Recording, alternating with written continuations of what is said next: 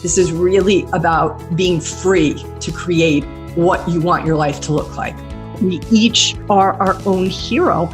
And how do we take the challenges that come our way and see those as the birth process of us becoming heroic? Can you meet that judgment that ultimately will surface with neutrality? This is the Wall Street Coach Podcast with Kim Ann Curtin. Welcome back, everybody, to the Wall Street Coach with Kim Ann Curtin. And today I want to introduce to you Lucas Peterson, who is going to be my new co-host. And Lucas is, a man of many talents, but one of the talents is his production. He's going to be producing this podcast for me and being my co-host. But Lucas is also a coach on the Wall Street Coach. He specializes in working with traders, especially new traders. And he also is recently certified in something called the Judgment Index, which we're going to talk about. But I want the audience to just learn a little bit about you, Lucas. So welcome to the podcast. Thank you for being here and for working with me. I'm a huge fan of you. So please tell our audience a little bit about yourself, how you found yourself here and, kind of what your favorite things to do are. Yeah, thanks, Kim. It's great to be here. I am so happy to be, one, working with you, but two, working on this podcast with you. I've actually probably got involved primarily in trading and investing about 10 years ago. I was in college when I opened up my first account, and I read Benjamin Graham's The Intelligent Investor. And I basically just followed every rule in that for so long, and was investing in, big companies that I had faith in and knew would do well. And then I started to do what Benjamin Graham calls speculate, and started investing in companies that may not do so well. And some of them worked, and most of them didn't. And that's when I realized the ones that didn't, I probably could have just traded and done a lot better. So I kind of flipped my perspective and started doing a lot of short-term swing trading and some day trading, even though I was under the PDT. So I didn't really, wasn't able to go too big with that. But that's my experience trading. And we got hooked up a few months ago, and I feel like it's just been very great since then. And I'm happy to be on the team now and working with you, and look forward to working with others. So yeah, that's kind of my background. Awesome. And am I remembering correctly that Nevada and the gambling capital of the world is in your blood? Yeah, so I'm originally from Northern Nevada, the Reno Tahoe area, and basically, yes, gambling is in our blood. Are the babies born with dice in their hands? I've told that. On the blackjack table, that's where they deliver children. Exactly. So gambling is definitely in. I feel like everyone in Nevada who's from Nevada has this one, knowledge of gambling, two, is a little afraid of it because they've just seen that it's the economy and we know how that works. We know that that's the casinos win, and that's, you can win rarely, but that's really all about luck. And so that's one of the things, in my 20s, I got into gambling a little bit. But when you're doing it like blackjack or craps or any of the table games at the casinos, it's really just luck. And so that's where I fell in love with the stock market, because it's not just luck. It's one, technical analysis. It's two, understanding the other people that are trading, and the swings that are happening with the market are usually swings that are happening with the public perspective and perception of what companies are doing. And so I found that really fascinating, and you can once you get in tune with that, you have a little bit of an edge over what is maybe coming down the pipeline. So yeah, I almost feel like being born in Nevada and exposure to just how risky it is probably a bit of an edge, because I don't think most people are exposed at the level that you would be in Nevada. And it's like a cautionary tale probably all around you, I imagine. Yeah, it can be.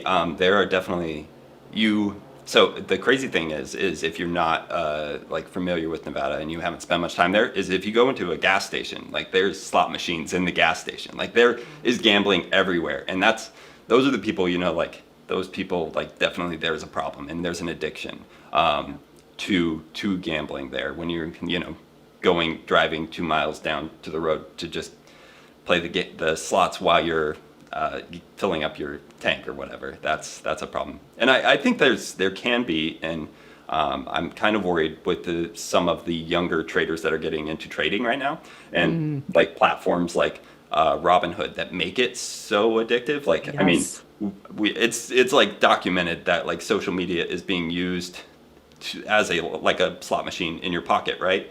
And so I'm in a way nervous for younger traders who don't have the experience and who are just like rushing into trading without the knowledge of what they're doing because of like the addictive nature of our devices and just the up and down of the market that's addictive. Like there's science behind it. So There is science, and that accessibility now that it is just in your pocket. And even at least in Nevada, you have to drive 2 miles to get to the other gas station, the slot machine. You don't have to even drive anywhere now. You can, pull that thing out.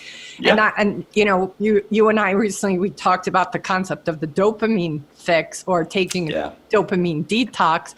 And that's what's happening, especially you're getting a dopamine hit just pulling your phone out, never mind pulling it out and potentially, experiencing the way the market is now, which is not usual. And maybe it is the new normal, but the point is you're still going to be, is not healthy because the addiction can easily set in, I think. Yeah, absolutely. I agree. Yeah. It's definitely, and if you're listening to this and you're wondering to yourself, oh, I'm not going to get addicted. I just want to say, like, as soon as you hear yourself say that, I would say you're in danger. Danger, Will Robinson, from that old TV show, Lost in Space. It's like, oh no, don't think you are going to be different because you are a human being. You're built the same like all of us. And I do think some people have more addictive qualities based on probably their attachment style, which we're going to talk a little bit about today too. I do think addictions can become more encompassing if you have not come from a really healthy attachment style, which is something that happens in our, not just our childhood, but our infancy, if you will. It certainly, goes for a while, but it's the experience we have even in the womb of our mother, never mind in those first couple of years after being born. And we'll talk about more of that in a little bit. But we're going to kind of go in a couple of places today, aren't we, Lucas? But before we do that, I want to just have people understand some of what because you're on the team now to be available to work with some of the traders that come into us. And besides, you're helping me produce all the courses that we're going to have up soon on tradingherojourney.com. That's the website where all the new courses will be. Lucas has been working really hard and helping me get the courses kind of in order and, get out the information we see traders most in need of. What do you work on with traders, just so the traders that are listening that aren't maybe in a position to invest in working with me personally or some of the other coaches on the team, what is it they could look forward to having in their coaching with you, just in general, so they get a sense of what they could expect? Yeah, I think so. This is a kind of a roundabout way of answering that question, but the things that like matter to me the most, and the things I found that I was lacking, and I find that other people might be lacking, and then come into affecting their trading, is the things that I try to use as like a guiding light are emotional intelligence, and being aware of my emotions and where I'm at right now in my life and how that's affecting everything I do, because we hold these things in every place. Like it doesn't matter if you have like an argument at work, you're gonna bring that home during if you're going to work, obviously, or if you go to the grocery store. And right now, if you are a person who is really concerned about like personal space, and especially with COVID, and somebody's in your space, like you're going to hold that, and if you don't deal with it. So I'm a big advocate of acknowledging our emotions, dealing with them in a healthy way, and not just numbing them with alcohol or drugs, or those are great releases in certain circumstances and necessary and good for people that do. But then I'm also a huge advocate for physical wellness as well. And I think that's part of making up the whole person, is our emotional intelligence, our physical intelligence, if you will, and also spiritual intelligence, like some sort of guiding light in your life that you see as a bigger thing around you. Because these things are all going to come into play with how you interact with the world.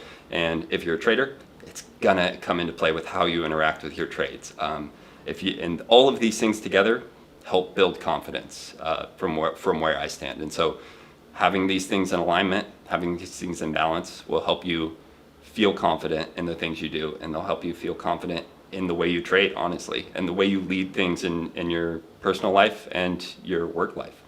Yeah. So yeah. Yep, that makes sense. That's great. I'm glad that you explained it that way because I think at the end of the day, how a trader approaches their trading is going to be very unique to them, unique to their personality, to their disposition. And yet the three things that you just mentioned, those three things are going to be always showing up, regardless of the personality, regardless of whether you're a short trader or long trader. Like you're going to have certain things you're going to inevitably bump into. And I think those three things, if you're really conscious around your emotional intelligence and always improving it, a willingness to realize that your physical self is going to impact your ability to be present to your trading, and then your that sense of spirituality, that sense of wholeness, all those, it's like a trifecta, in my opinion, of the things that impact trading, that most times I don't think a lot of traders, unless they're really kind of advanced, they're not really paying attention to. They're just, especially at the beginning, just wanting to understand the language, right? The fluency, what it is. There's so many. It's the most competitive game in the world. It's like, how much? Yeah. Pay attention to. So I'm also a big follower of sports and sports betting, obviously, because Nevada. But it's because like what? Because of Nevada? Yeah, I grew up playing sports. And there's a lot of, I think there's a lot of crossover between like sports gambling and trading. I'd be interested to see if there's any some statistics behind it, but I'll bet there is. Don't you feel all these people who couldn't bet on sports all plowed into the just moved into the market? That's what I think. back in March. Certainly Portnoy, I think Portnoy was like the Pied Piper that took all the sports betting people. Yeah, probably. Played that little flute, and everybody who bet on sports just followed him into it. Yeah, but yeah, so trading is like knowing all of the statistics at baseball, and then knowing how to like use them within minutes. Like you have to do all this analysis, and then like use them, and also look at the past history, and there's so many things that are happening, and so there's it's very difficult to just wrap your brain around the IQ part of trading when you're getting started, that you have no idea that like we are just emotional beings. Everything we do in life is based on emotion, like whether we want to believe that or not. And so you like have no idea, but most of the trades you're making are probably based on like, I don't want to, especially when you're new. I think it's going up and I don't want to miss it now because I'll never get it back, and I'll hate myself if it goes up. But what's possibly happening is you're not totally reading the charts right, because all these things are happening and you're not totally there yet. But it's okay. It just takes practice. It takes time. And it also takes, in my opinion, a lot of awareness to recognize why you're doing things. So, all right. And what were we going to talk about today? Initially, we talked about like we're going down a whole the biggest, I know, right? But that's okay. I think it all ties together. The biggest thing we are going to talk about today is the relationship with money, and how we all have a different relationship with money, and your approach to money, your outlook on money, how all these things kind of influence probably choices you make in your life.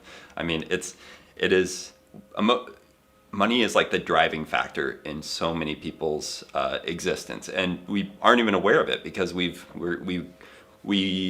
have evolved from these things that would just go out and pick berries, and that was your form of money, if you will, was just you staying alive, staying in existence. And then now we live in a society, and we have systems in place that are your berries, if you will, is money, and you have to figure out how to get more of it and like move it around, and that's and so the way you look at it and approach it will be different. So yeah, what are some approaches to money that you've seen in your experiences? I mean, there's a lot of nuance, but I think the two, easy ones to speak to is the scarcity mindset, and then the abundance mindset. And also, I learned a lot from a book called Money Harmony, which has a free assessment. I think you just did recently. I do send that a lot of times to clients. It's not a fully granular assessment, but it's a nice quick overview to give you a sense of she identifies the money types as a hoarder, a money monk, I think I have them. The spender, spender, avoider, yes, a hoarder, a masser. Yeah, yes, I think those are. I know when I first took that assessment, and the website I think is moneyharmony.com, where you'll find the assessment. That when I first did that, one of the things that showed up in mine, I can't remember the original numbers I had, but I definitely had evidence of a money monk. And a money monk has a tendency to think that money is dirty or spiritually impure or not, good somehow. And it was sort of a slap across my face because I probably took it honestly over 10 years ago, and I had just left, making a great salary and was still struggling to get, the business off the ground. And I remember thinking, ooh, that's not good. If I have a money monk predisposition, then that means there's something unconsciously inside of me operating that potentially is holding money at bay. And I thought, ooh, I better work on that right away, or I'm not going to be able to stay afloat for very long. So and I feel that is a big part of, there's a conversation, I'm not sure she talks about it in her book. What is her name again? The woman who created me. Olivia Mellon. Right. Olivia Mellon. Just want to give her a shout out. I think I don't know if it's her book or some other book where they talk about, what happens to lottery winners. When lottery winners, oftentimes the reason lottery winner, I think it's T. Harv Eker, actually. I had read T. Harv Eker's book, Secrets of the Millionaire Mind, and had done a course with T. Harv. And, T. Harv is a big personality. He's definitely a salesman. I know he annoys some people, but I loved him. I thought he was really handsome too, to be quite honest. And that, I could get a little dreamy-eyed sometimes. Never hurts anybody. But I went to his workshop in New York City, and it was a full room of people. And there's moments where it's a little hokey. You have to turn to the person next to you and, kind of point at their chest and be like, you have a millionaire mind, so it gets a little crazy at times. But the point is, it was him just doing some really in our face confrontation with what our relationship to money was. And I'm pretty sure he, in his book, talked about that we have a money temperature set, similar to our house. If we set our thermostat at 68, the house will take note, okay, we have to put on the air conditioner to get it back to 68, or we have to put on the heat to get it to 68. And he said, if you don't really take a hard look at what your money thermostat is, you are going to always be in kind of service to that unconsciously. And spoke to lottery winners, because a lot of times people who take lotteries usually are poor and middle class. They too have that money temperature, and if they don't do some work around it, then they probably in a year or two will not have that money, because the way they respond to it, it will be kind of like, I have to get myself back to the temperature set I'm used to, which is where the comfort zone is. Especially, I think the other thing too that I've heard, I don't have scientific evidence of this, but that you and your income is equal to the average of 5 people in your circle, your closest friends, that you will have a tendency to stay kind of at that level. And it doesn't mean kick your friends to the curb, but because of the tribe, because we're tribal beings, mentality. Especially for new traders, I feel this speaks a lot to them, because they probably have a lot of resistance around them. They probably have a lot of people who are discouraging them and or not being traders. And so it's hard for them to understand what you're doing as a new trader. And it could be that your wins, you find that perhaps if you start to have success, you start to really find consistency, people around you might be not just jealous, but threatened. Like, who's this guy? Who's he think he is, or she? Who is she to go this route? And that unconsciously, who wants to be the odd man out? Nobody. Who wants to feel like my friends don't like me anymore? They're annoyed at me, or they're jealous of me, right? That's not a good feeling. So it could be that you begin to unconsciously not do so well because you realize that those friends are maybe now not calling you back as often, or not asking you out to the barbecue party when we have them again in the midst of this crazy pandemic. But that feeling of being left out, I think can unconsciously bias you as well to start perhaps not having that consistency or success. So there's a lot of factors around our relationship to money to at least be conscious of. What did you find about that assessment that spoke to you or helped you see yourself or your relationship to money? Yes. So if I remember correctly, mine was, because I did I think it was a month ago or two. And it was, because it kind of gives you like levels of how you scored and where the places you scored. And mine was hoarder and amasser, and then a little bit of money monk as well. So, and when I, reflecting on it is, I think probably true. And that's the thing with this assessment is like, it was kind of just like, these are some sentences. How do you align with which one? And they're not how I would perfectly align with any of them, but I would say is pretty accurate.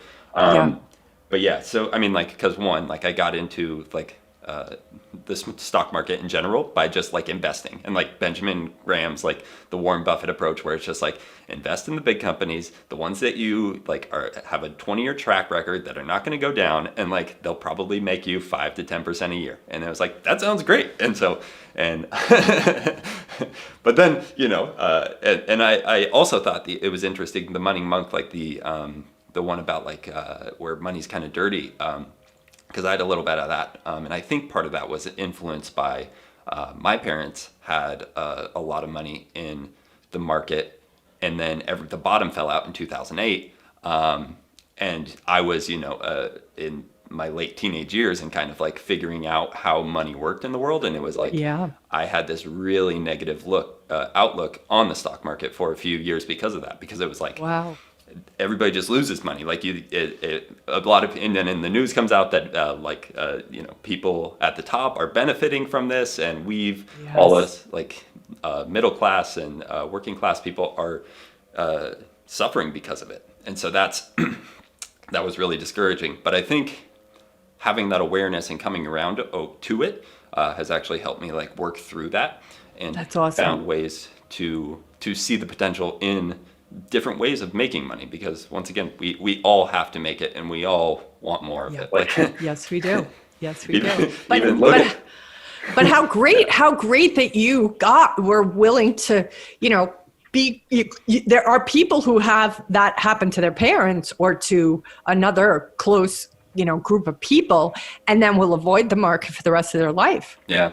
And yet you didn't. You were willing to say, I'm going to take a walk around this. I have an opinion now that's perhaps negative, but maybe it is biased, and maybe I have to look a little bit deeper. And if anything, the first thing I thought of too was after that '08 crisis, I think a lot of young people had a real bad taste in their mouth about Wall Street, right? Yeah, 100%. That's when 1%. Occupy. That's Occupy Wall Street. Yep. That was. Yep. I mean, that was right before. Like I remember that vividly before opening an account, like an E-Trade account, because I was just like, yeah, like screw Wall Street. I don't want. Yeah, exactly. I don't want to give them my money. Yeah, but then it was like you read a little bit, and it's like it's been around. The market's been around for centuries, and so it's not much changes in it. The only changes. Well, it does change, but change is part of its consistency. So it's like, okay. Yeah, exactly. And even the concept of like '08 being a time that like the bottom dropped out, like kind of now the young people have gotten in. I know a couple of people who've even said like, oh, well, the market only goes up. I won't say his name, but I did say it earlier in the podcast. He was saying at some points the market only goes up. And I was like, okay, that is just not good advice, people. No, I mean, literally look right now. I mean, it's before the election, like COVID cases are going back up and the market is in like it's dropping faster than I've seen it drop besides early March this year or middle March. Like, yep. It is falling rapidly right now. And that's, so a couple different mindsets that I have. One, my trading mindset is like scared. But my investment mindset is also seeing an opportunity because it's like, wait until things balance out, find the bottom and jump in. But But it's terrifying when it's happening because you just want your money to go up, and then you have to remember it's not going to. It's not the way it works. And if it is only going up, then you probably are in a scenario similar to all those people, poor people who invested in Bernie Madoff, who did show them that he was only ever going up. But nothing in this world ever just goes up unless it's a scam. Yeah, and even when you're trading, you're going to have good days, and like even the best traders have great days, and then they also have, tens of thousands of dollars lost days, and that's just part of the game. Like the trick is to just try to keep it above, above 50%. So yeah. And we just, Stephen Johnson and Tim Bowen just interviewed, I think it was last week or the week before, and I wasn't able to be on that podcast. Was an interview with what's his name? Chris. It's Chris Verma. So Chris Verma just came on the Steady Trade podcast a week ago or so, and he's passed the $1 million mark. And I think he came into that conversation that day with a huge loss. And, Stephen, who had asked him to come on the podcast, said, it kind of felt bad. Like he was like, here's this guy who has this amazing incredible $1 million mark. He's only a trader, I think, 2 or 3 years now. And he said, and he just had this massive loss right before they recorded the podcast. But I've only watched a little bit of the interview so far, but it feels to me like his taking it in stride, his ability to take that in stride is why he's been able to pass the $1 million mark. Yeah. Because he realizes that's part of this game. You can't expect yourself to always win. And if you take it personally and you get completely demoralized, what game are you playing? Yeah. So I thought that was really impressive. I think that's great. And I think that's something that anyone who is trading should take away, very much should take away, is that place of neutrality that you always talk about. Is because if you are pumping yourself up after a win, it's great, it feels good, I get it, but then the reverse of that is awful, because if you come down on yourself really hard when you lose, that can be a self-fulfilling prophecy, and you can just get in this death spin of just going down and down. For sure. I'm not speaking from experience. Of course not. I am. All right, so we talked about money a little bit, and we were going to tie it into. So another assessment that people could do around this one is not necessarily money specific, but is Diane Poole Heller's attachment styles. Yes. And so she has some really insightful work, I believe, around the attachment to relationships that you have in your life. And I think these, even if you just read the descriptions of what these are, you'll probably see yourself pretty quickly in which one it is. And I think there's probably some overlap in the way that you approach relationships as also the way you approach money. Obviously, there's no like science and statistics behind this, but I think if nothing else, it's good for people to be aware of. And these are the four. Well, the four science. different- Let me just say one thing. There is science and statistics around attachment style. Yes, but yes. but this concept that we're talking about of extending it into potentially your trading and your Yeah. relationship to money, scarcity, or abundance is the part that we haven't kind of put under a litmus test. But we're hoping you, the viewing audience, will be our guinea pigs to tell us if you see commonalities. So please go forward with explaining. And I would say for myself, this I think holds true is like there's a few different types of attachment styles. There's secure, there's disorganized and fearful avoidant. There's an avoidant dismissive, and then there's anxious or ambivalent. And so these are different ways you may interact with relationships around you, and specifically. Diane has seen these in the way that you were interacted with by your caretaker at a young age. You've worked with her. Maybe you could explain it better than I can. Even from in the womb, like what the experience of. Usually, it's your mother, but anybody who is caretaking from you after you've been born. So I did work with Diane probably.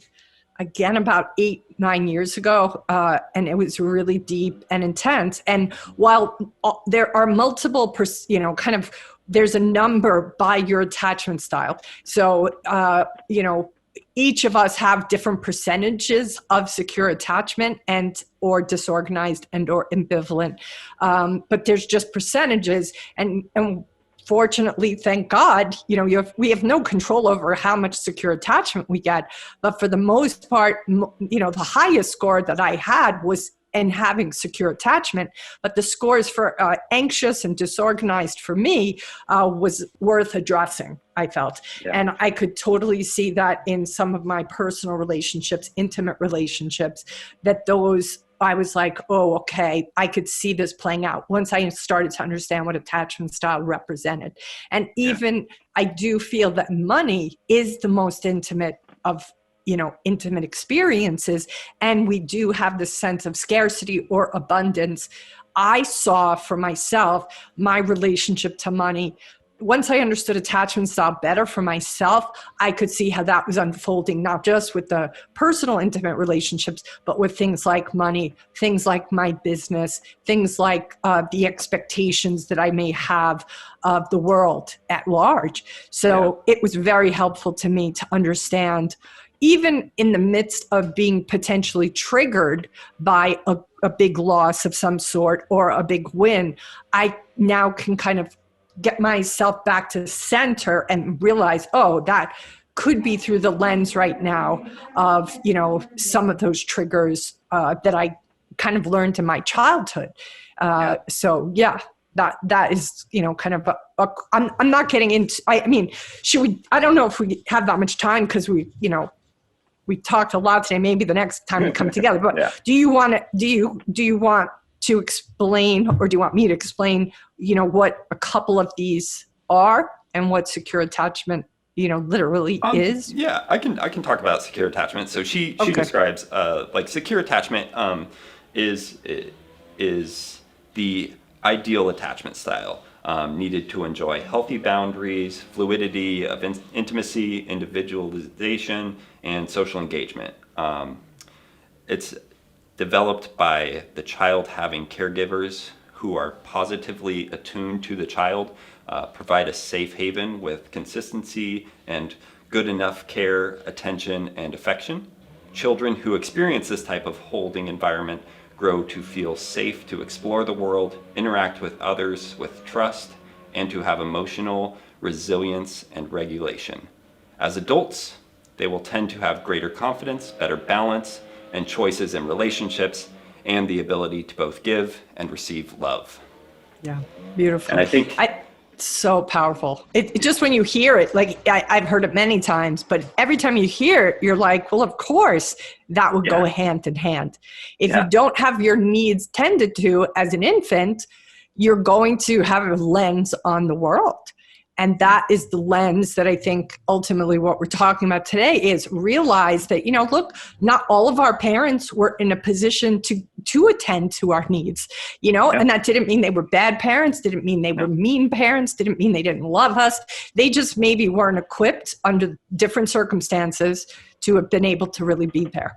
And if that happened to us, then we are going to have a lens on the world. We're going to have a lens on relationships, and we're going to have a lens on our money, and we're going to have a lens on our trading. That may not necessarily be us seeing it clearly. Yeah. It's like, your windshield's being kind of dirty. Exactly. You can't really see out it. If I don't know if this happens to you, but mine oftentimes on the inside of the windshield will get that like svitz that comes up, like if it's a little colder out than it is warmer in the car. And it's like, you can't kind of get rid of it. It's like you put on the defrost, doesn't really take it away. Then you realize, probably I'll have to wipe it down because the carbon dioxide, I've been breathing on it. Like, it's like you can't get rid of it. And that to me is like what happens if we don't have that full secure attachment. We're going to be distracted by it. Yeah. And and like you said, I think these things influence each other and can be a way to see how you interact with money and the world as a whole. And your ability to be with a loss in trading, or your ability to be with a win in trading and not be super triggered. Yeah, and not get too worked up in either way, right? Yeah. Yep. Exactly. Sure. That neutrality, if it feels out of reach, I think I want to just say it could be due to perhaps your attachment style.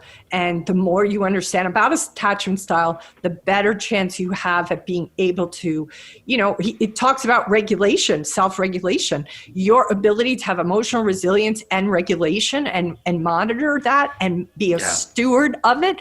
If you didn't have a good steward of it in your childhood, well, good God, you have to become a really good steward of it now in your adulthood and put in the bumper guards to keep yourself kind of on that track.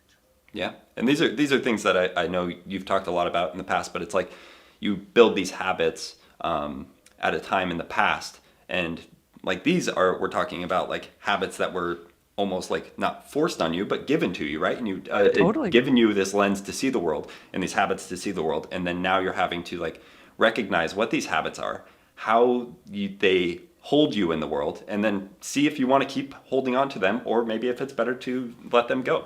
And that takes a lot of work. It's easy to say in like a 10-second explanation, but it takes a lot of work and a willingness to be with what's hard to be with. Yeah. And we've talked about the cognitive, cost, right? Like it's so much easier to just do it the way you've always done it because it's not as exhausting. It's not as taxing to just your brain. Your brain is always looking for the shortcut because it just wants to save on all its processing, right? What we found out with Dan Crosby's book, right? 30%, that the calorie consumption in the brain is like, it's a big freaking machine that takes a lot of energy. And now you want me to change something that's been with me since I've been in the womb of my mother? Like, what the hell?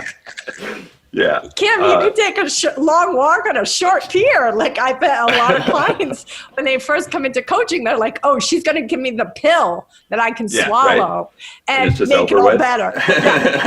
And I'm just like, well, I haven't found that pill yet myself. If you find it, let me know. Let me know. Exactly. Yeah. So we probably should bring this home. It's been almost an hour, but it was a good conversation, I thought, Lucas. Absolutely. Anything we want to close with? Anything we want to speak to? We didn't get to talk about the judgment index, which I'm really excited about talking about that. Maybe we can dive deep on that next time. But the judgment index is another assessment. I'll just tease it with this. It's another assessment, but this one. So, in my opinion, the money harmony quiz and the attachment styles quizzes are similar to the Enneagram, where you can kind of you see the thing and it's like, you can, if you want, you can trick those. Like you have to have a lot of self-control to just like answer them honestly, in my opinion. And so the judgment index is the complete opposite of that, because it's just a bunch of sentences and you just and some of them don't make a ton of sense on when you just look on them at the surface level. And then you just have to put them all in a row in like various orders of values. And it, in my opinion, is incredibly enlightening when you see the results. And it's kind of like basically doing like a meditation retreat and like a week's worth of self-awareness, but it takes about an hour. Exactly.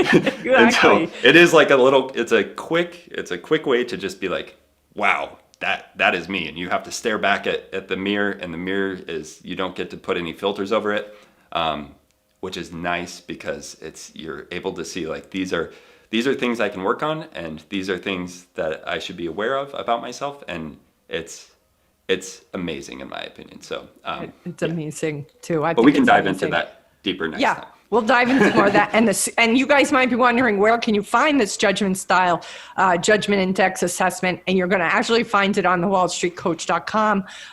Lucas is just been certified in this technology. I have been just recently certified in this technology. We're going to be offering this exclusively to those who watch, this podcast and the Wall Street Coach. There is a fee for it.